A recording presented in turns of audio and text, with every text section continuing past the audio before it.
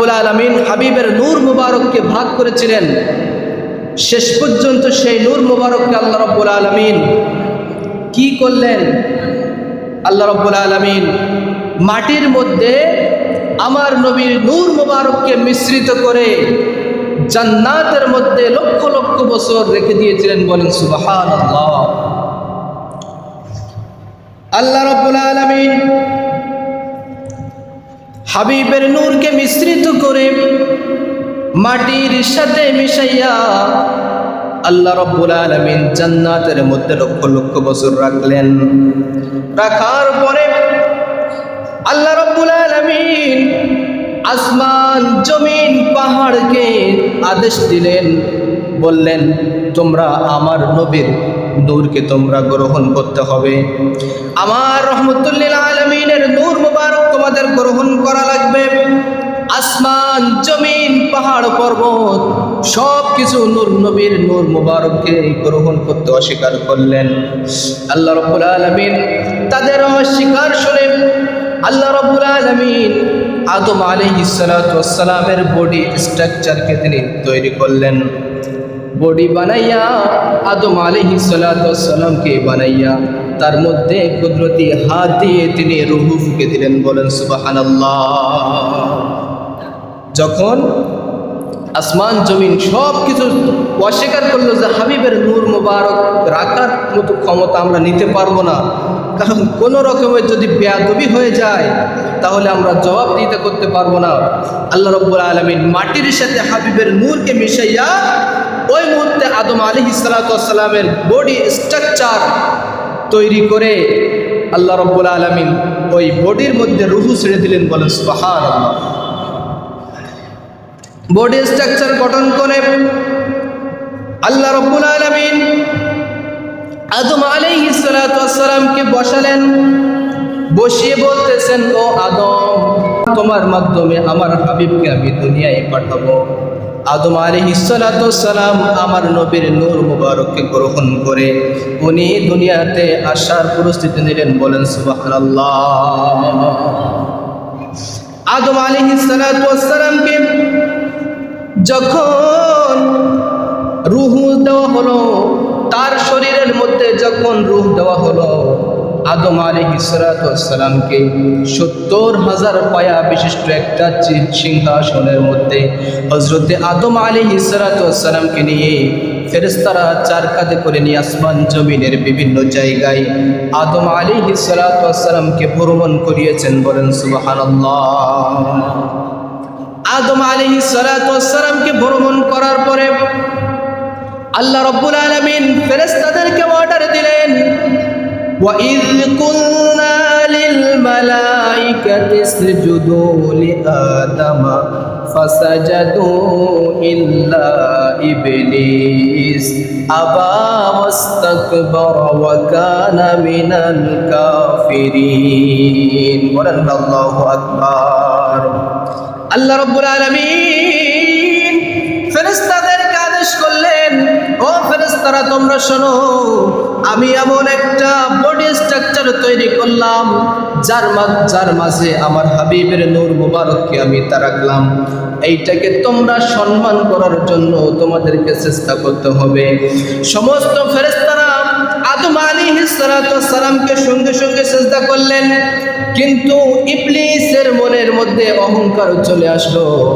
ইবলিসের মনের মধ্যে অহংকার চলে আসলো, কারণ যেই আদমের মধ্যে নবীর নূর মুবারক, আর ওই নূরকে সম্মান করার জন্য আমাদের ফেরেশতাদেরকে আল্লাহ রাব্বুল আলামিন সিজদা করতে বলতেছে, যতই ফেরেশতারা সিজদা করুক না কেন আমি সিজদা করব না। বলেন নাউজুবিল্লাহ।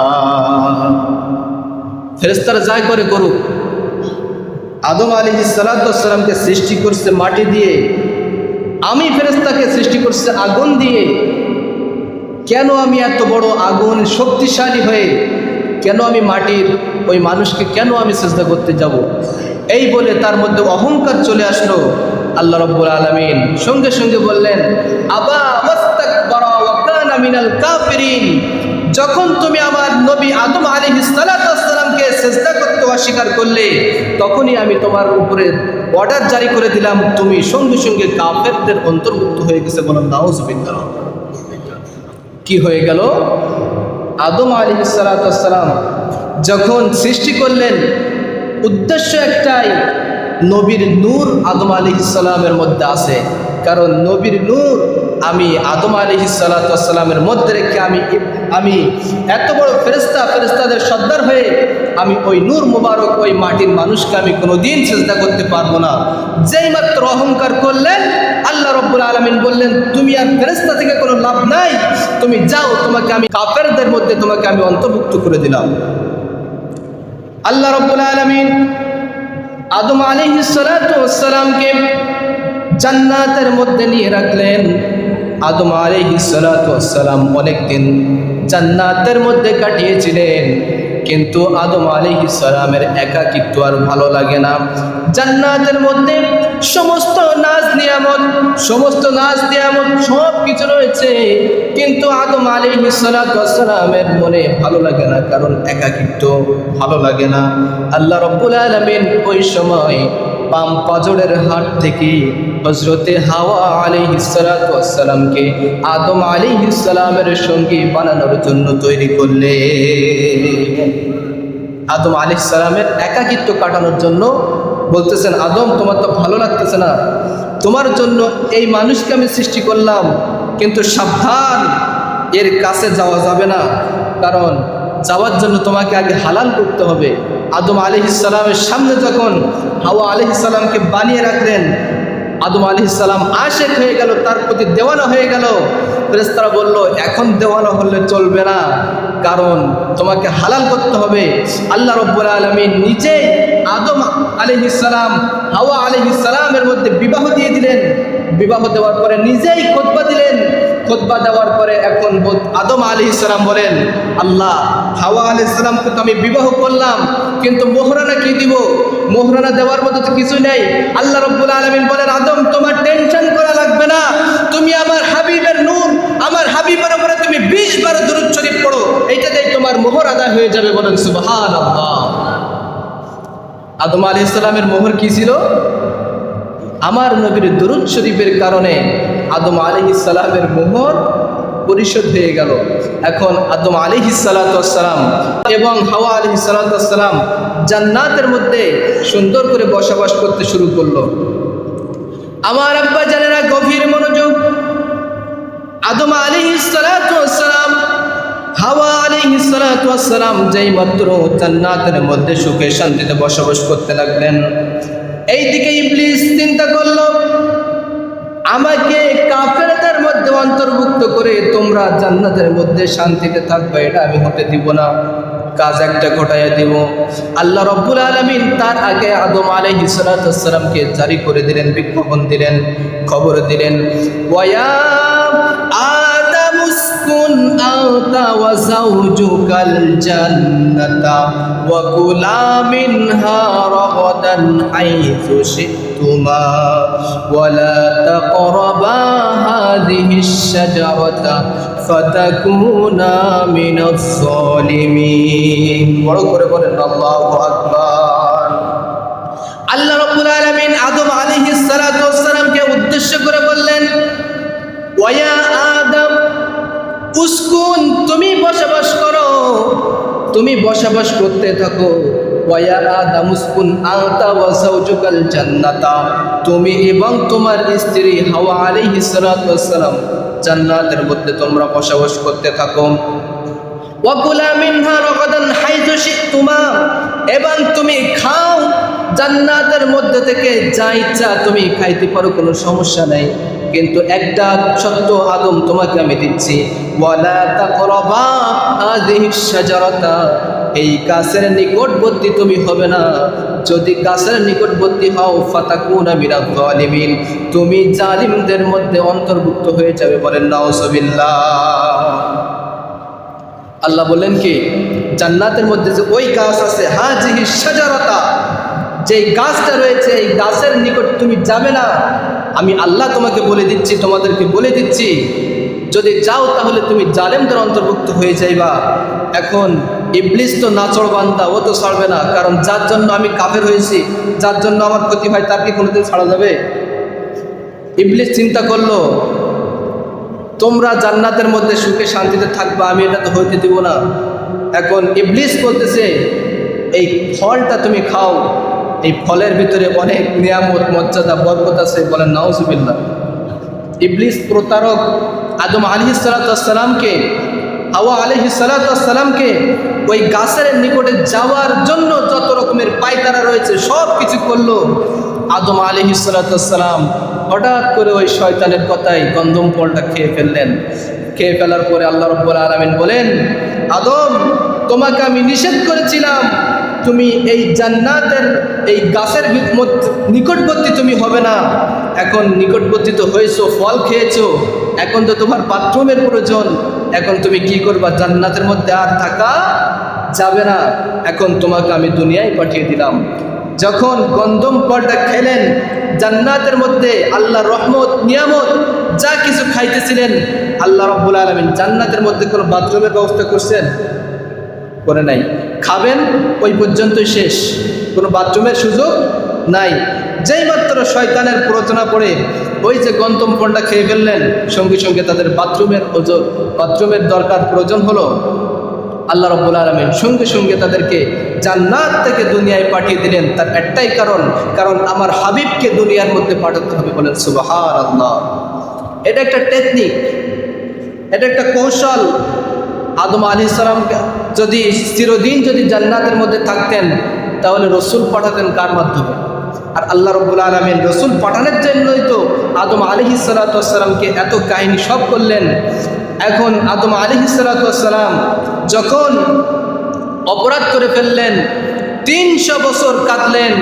300 বছর কাঁদার পরেও ক্ষমা হলো না। হঠাৎ করে একদিন বলতেছেন, আল্লাহ তোমার হাবিবের ওসিলায়, তোমার মাহমুদ নবীর ওসিলায় আমাদের দুইজনকে ক্ষমা করে দাও। আল্লাহ রাব্বুল আলামিন বললেন, এই আদম 300 বছর কাঁদলে তোমার অপরাধ আমি মাফ করলাম না, হঠাৎ করে তুমি এই নাম কোথা থেকে পেলে? আদম আলাইহিস সালাম বললেন, আল্লাহ রাব্বুল আলামিন ওই যে জান্নাতে আরশে মুআল্লায় আরশে আজিমের চৌকাটের গায়ে একটা নাম মোবারক দেখলাম, তোমার নামের পাশে লা ইলাহা ইল্লাল্লাহ, পাশে লেখা মুহাম্মাদুর রাসূলুল্লাহ সাল্লাল্লাহু আলাইহি সাল্লাম। আমি জানি তোমার পাশে তো আর তোমার প্রিয় বান্দা ছাড়া আর কেউ থাকতে পারে না। আমি জানি তোমার মাহবুব নবী, আমি ওই নবীর ওসিলায় তোমার কাছে দোয়া করলাম। আল্লাহ রাব্বুল আলামিন বলেন, এত বড় ওসিলা যখন দিয়েছো, মাফ না করে তো আর পারি না, যাও তোমাদের দুইজনকে আমি মাফ করে দিলাম, জান্নাতের আহ্বান জানাইলাম। বলেন সুবহানাল্লাহ।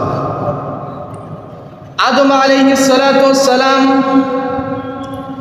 যখন ক্ষমা পেয়ে গেলেন, আল্লাহ রাব্বুল আলামিন জিজ্ঞাসা করলেন নাম মুবারকের বিষয়। নাম মুবারকের বরকতে আল্লাহ রাব্বুল আলামিন তার হাবিবের নাম মুবারকের সদকায় 300 বছর পর্যন্ত কেঁদেছিলেন আদম হাওয়া।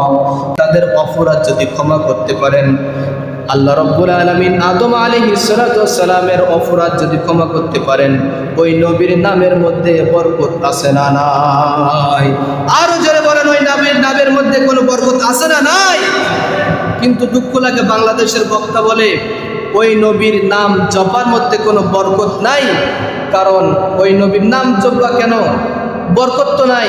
কিন্তু কাজী নজরুল, তুই তো বড় ডিগ্রিওয়ালা মৌলবী, কাজী নজরুল কত সুন্দর করে নবীর নাম জপার কথা বলেছিলেন। সুবহানাল্লাহ। মুহাম্মাদের নাম জপেছিলি বুলবুলি তুই আগে,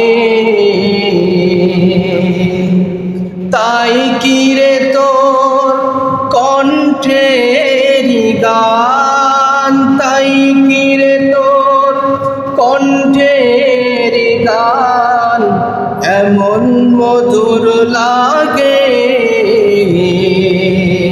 মুহাম্মাদের নাম জপেছিলি বুলবুলি তুই আগে। কাজী নজরুল কত সুন্দর করে বলেন, ওরে বুলবুলি, তুই আমার নবীর নাম জপার কারণে তোর কণ্ঠের মধ্যে এত মিষ্টি চলে আসলো কেন? তোর কণ্ঠের সুর কেন বেড়ে গেল?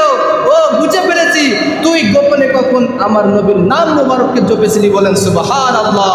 এই জন্য তোর কণ্ঠের মধ্যে এত জাদু, এত মায়া। ওরে গোলাপ, তোর ভিতরে এত সুগন্ধি কেন? মনে হয় তুই চুপি চুপি কখন আমার নবীর নাম মুবারককে নিয়েছিলি, যার কারণে তোর মধ্যে খুশবু আতরে ভরে গেছে, বলেন সুবহানাল্লাহ। তো যেই বুলবুলি নবীর নাম জপার কারণে এত সুন্দর, তার কণ্ঠ মিষ্টি সুররিত হয়ে গেল, গোলাপ ফুলের মধ্যে সুঘ্রাণ চলে আসলো, তাহলে সেই নবীর নাম জপতে পারি না? পারি না? আরো জোরে বলেন, পারি না? পারি না? 8 পাশের নজরুল বুঝলো, কিন্তু ডিগ্রিওয়ালা মুফতি মৌলানা তারা বুঝলো না। এটাই হচ্ছে দুঃখের বিষয়।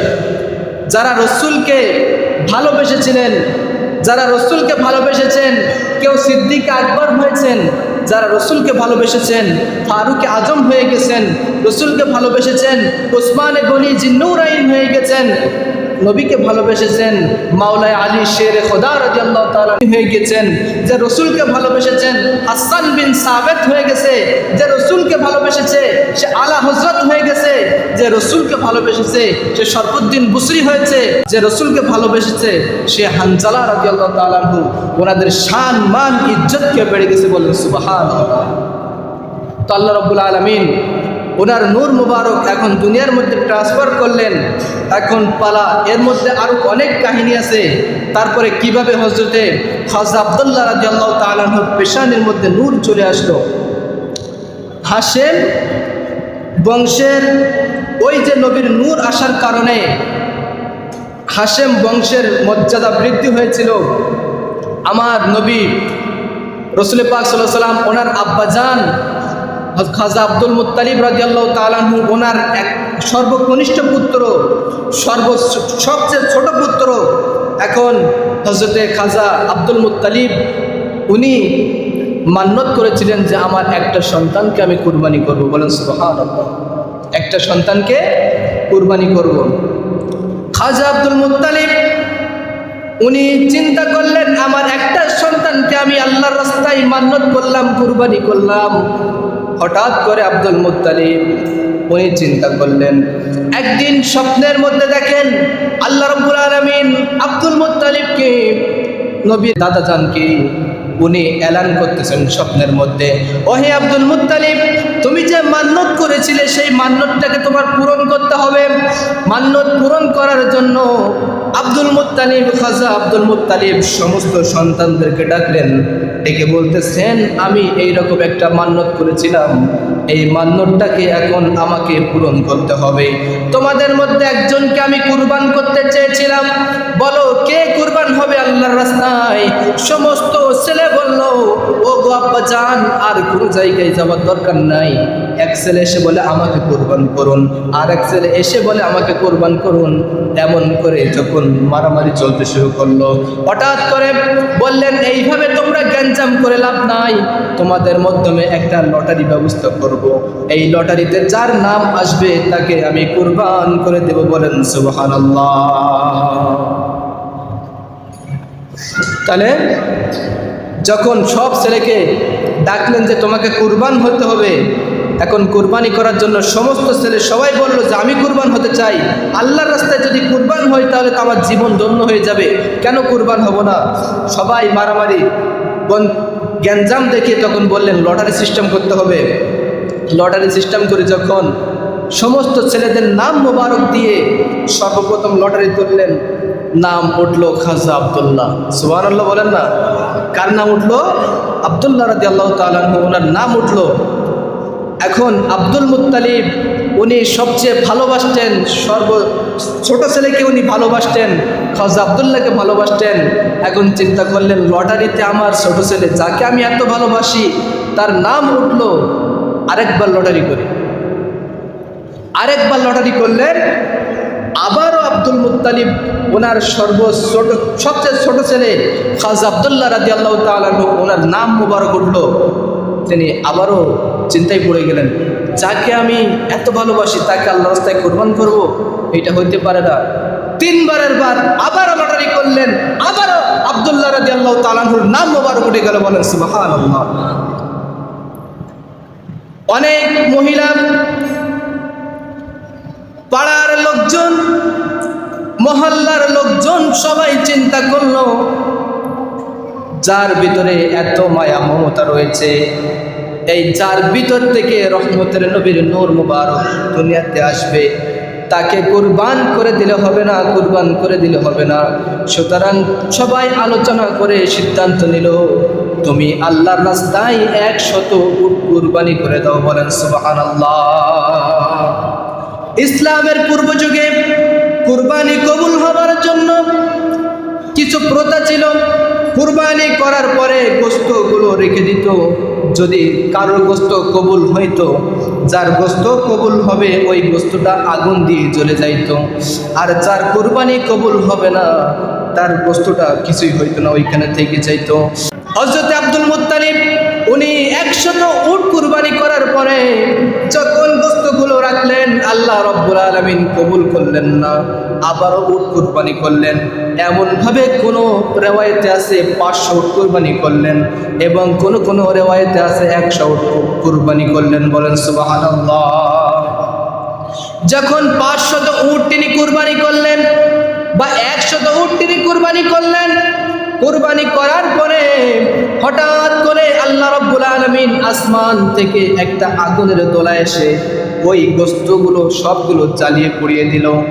এখন আব্দুল মুত্তালিব উনি চিন্তা করলেন, তাহলে তো আল্লাহ রাব্বুল আলামিন আমার মান্যতকে কবুল করেছেন, কারণ কুরবানির গোশতগুলো সব আগুনে জ্বলে গেছে, তাহলে নিশ্চিত আমার মান্যত কবুল হয়েছে। বলেন সুবহানাল্লাহ।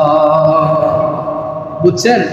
তাহলে এখন তো গোশত নেওয়ার জ্বালায় মানুষের ঠেলাঠেলি, আমারটা বড় গরু, এই ক কেজি গোশ হয়েছে, এতগুলো সব কুরবানি করার পরে এত কিছু হিসাব কিতাব, গোশ খাওয়ার জন্য অনেকের টাকা পয়সা থাকার পরেও কুরবানি করে না, কারণ ঈদগাহ থেকে গোশ বেশি আসবে, ভাগেতে যা থাকবো তার চেয়ে মসজিদ থেকে আরো বেশি আসবে, সুতরাং আমার গোশ খাওয়ার জন্যই তো সব কিছু, কুরবানি থেকে লাভ কি?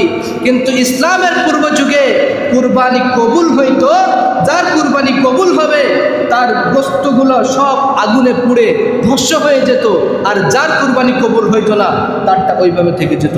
সবাই তো বুঝে ফেললেন যে তাহলে কার কুরবানি কবুল হয়েছে আর কার কুরবানি কবুল হয়নি।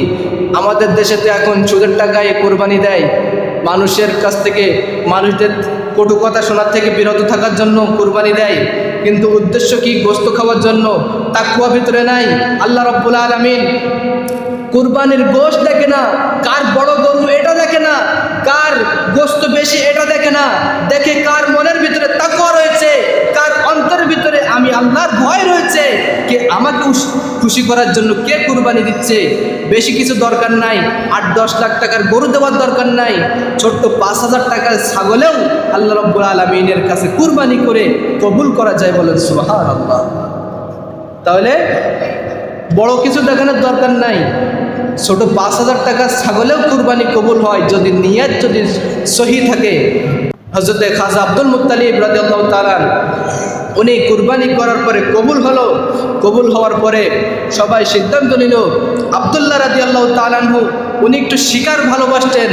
যখন শিকার ভালোবাসতেন, আরবের বিভিন্ন খ্রিস্টান ধর্মের মধ্যে, বৌদ্ধ ধর্মের মধ্যে যতগুলো অমুসলিম যতগুলো ধর্ম রয়েছে, সব ধর্মের কিতাবে লেখা ছিল যে আরবের মধ্যে একজন ব্যক্তি আসবে যার নাম হবে আব্দুল্লাহ, এবং তার কপালের মধ্যে নবী রহমতুল্লিল আলামিনের নূর মুবারক আসবে। বলেন সুবহানাল্লাহ।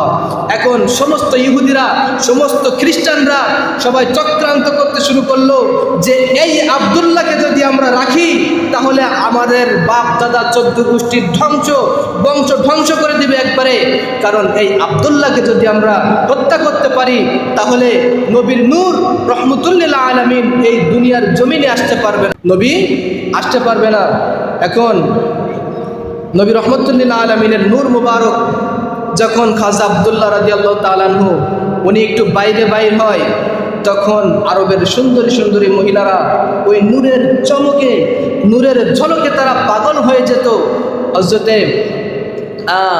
2জন মহিলা ছিলেন, মহিলারা হযরত আব্দুল্লাহ রাদিয়াল্লাহু তাআলা আনহু, একজনের নাম হচ্ছে খুসাইমা যখন বাড়ির বাইরে যাচ্ছেন বললেন, আব্দুল্লাহ তোমাকে আমি একটু বিবাহ করতে চাই, কারণ তোমার ভিতরে একটা নূর দেখেছি, যেই নূরের অধিকারী আমি হইতে পারলে আমার জীবন ধন্য হয়ে যাবে।